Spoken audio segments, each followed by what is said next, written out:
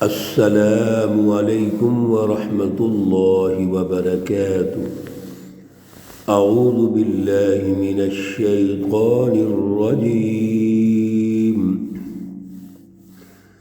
بسم اللہ الرحمن الرحیم۔ ویل لکل افاک اثیم، يسمع آيات الله تتلى عليه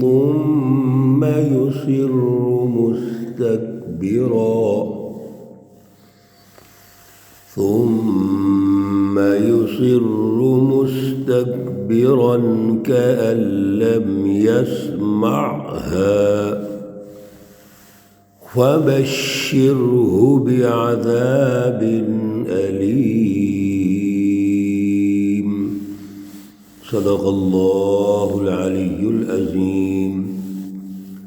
اللہم صل علی سیدنا ومولانا محمد النبی الأمی وعلى آلہ واصحابہ وبارک وسلم وصلی علیہ۔ معزز سامعین و سامعات، پارہ نمبر 25 سورۃ الجاثیہ، آیات مقدسہ نمبر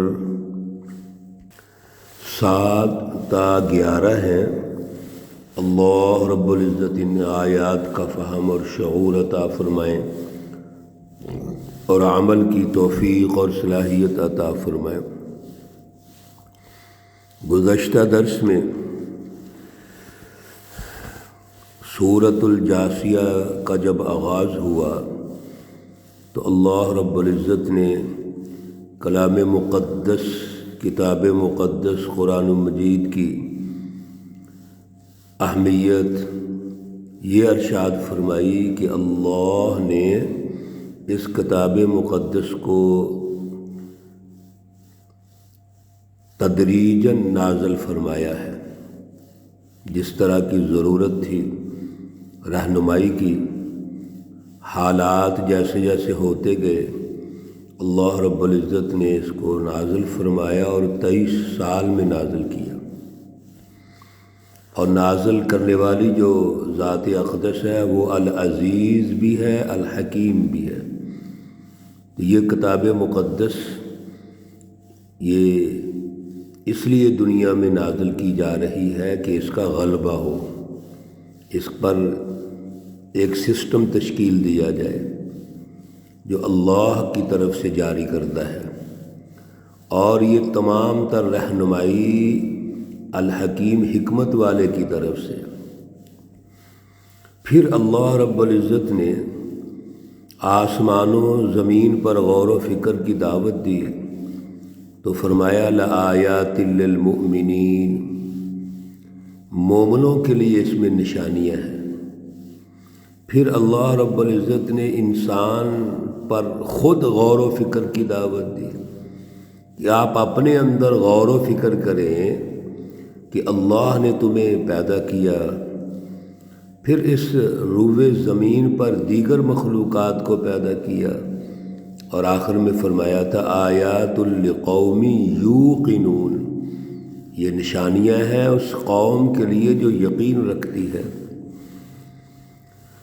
پھر اللہ رب العزت نے دیگر کائنات کی ترتیب و تشکیل کے بارے میں ارشاد فرمایا کہ رات اور دن کی تبدیلی دیکھیے، آسمان سے اللہ نے بارش نازل فرمائی اور بنجر زمین کو اللہ نے زرخیز بنا دیا،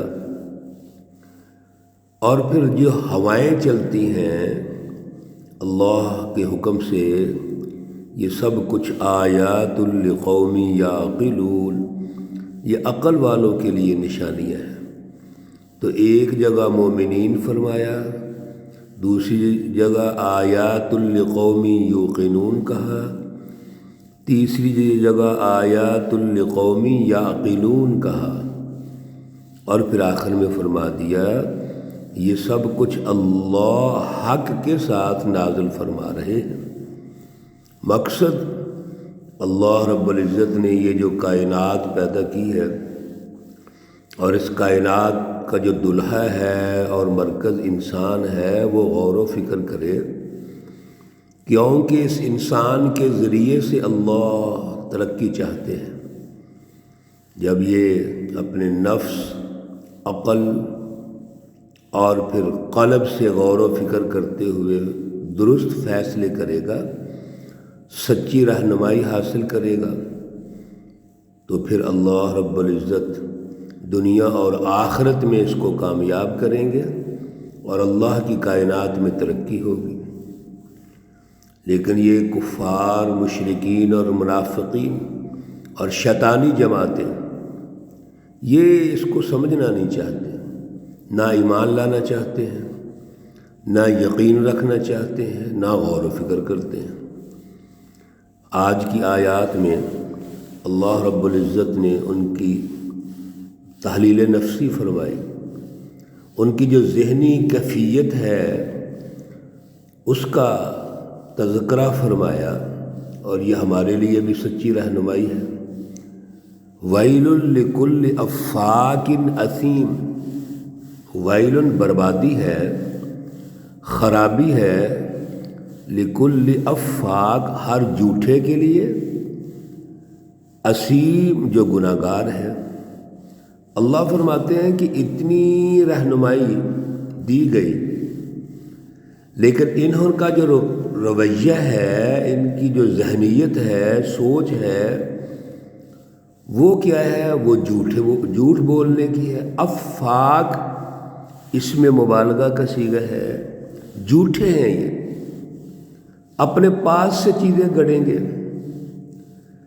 اس لیے جھوٹا کبھی بھی کامیاب نہیں ہو سکتا۔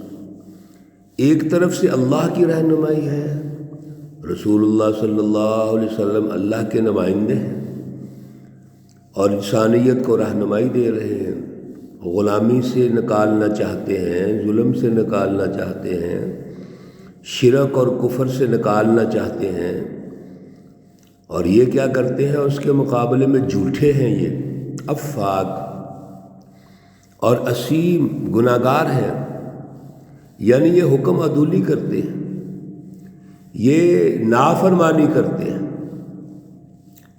اور کرتے کیا ہے؟ یسمع آیات اللہ۔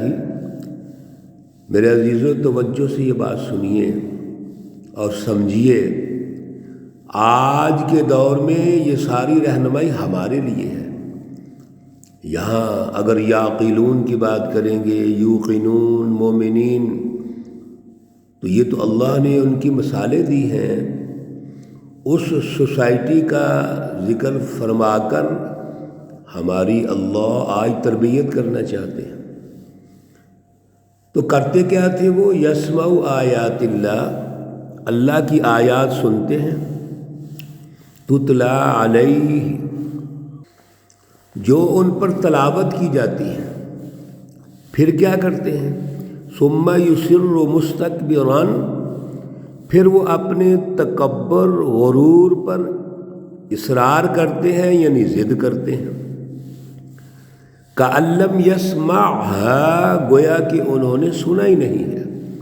دو باتیں ہیں میرے عزیزو، ایک تو اللہ کی آیات سنتے ہیں، اس کا مطلب ہے کہ ابو جہل، ابو لہب اور مکہ المکرمہ کے تمام سردار رسول اللہ صلی اللہ علیہ وسلم جو ارشاد فرما رہے ہیں وہ سنتے ہیں، یہ نہیں کہ سنتے نہیں ہیں، لیکن سننے کے بعد غور و فکر کی بجائے تکبر کرتے ہیں، اور رویہ ان کا یہ ہے کہ لم یسمعها، گویا کہ سنا ہی نہیں ہے۔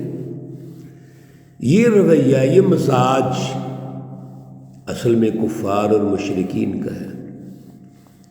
میرے عزیزو، یہی منافقین کا مزاج ہوتا ہے کہ سنی اللہ کی گفتگو، سنی سچی رہنمائی سنی، اور پھر ادھر ہی کھڑے ہیں جہاں پر پہلے موجود تھے، یعنی اسی کفر، شرک، نفاق، ضد، تکبر، ہٹ درمی، اپنے جھوٹ پر کھڑے ہیں، یہ رویہ بڑا خطرناک ہوتا ہے۔